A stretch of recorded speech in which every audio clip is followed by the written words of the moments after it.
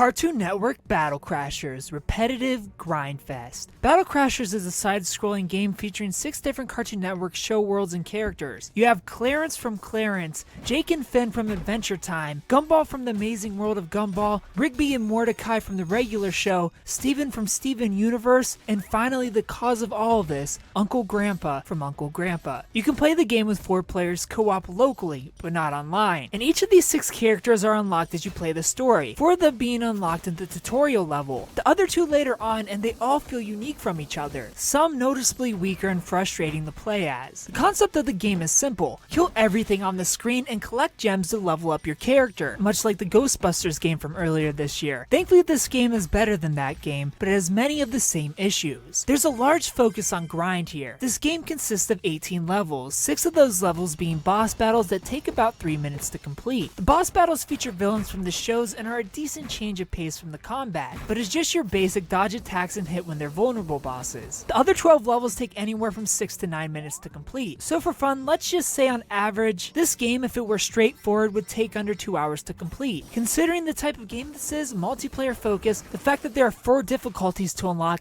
throw in a dash of story, some satisfying and fun to play through levels, and you have yourself a worthwhile game. This isn't what we get though. A run through this campaign is going to take you around 5 hours playing alone. Enemies in this game take way too much damage, and dealing with waves upon waves gets exhausting after an admittedly enjoyable first hour, but nothing changes as you progress. What you see in the first level is what you get in the other 12, minus a theme and an occasional gimmick like anti-gravity in one of the levels. And to make it worse, this game forces you to replay levels already completed to get an item to progress, this time with even more enemies to drag the game out. And before the final boss, you have to replay 4 of those levels for shards. And before a regular boss, you have to replay 2 levels, literally almost completely doubling the amount of levels here by forcing repeats. When again, there's plenty potential here on its own to get players to choose to replay levels. 3 extra difficulties that have to be unlocked by beating the level on the difficulties before. An XP system to get us to build on our favorite character's stats and working to unlock even more special moves to maybe alter each character to your own personal playstyle. But the developers of this game opted out and chose game length over game quality. The grind of having to kill the same enemies that take way too much damage to defeat is ultimately what hurts this game the most, even more than the forced replays. If you don't plan on playing couch co-op, there's no reason to touch this one. I give Cartoon Network Battle Crashers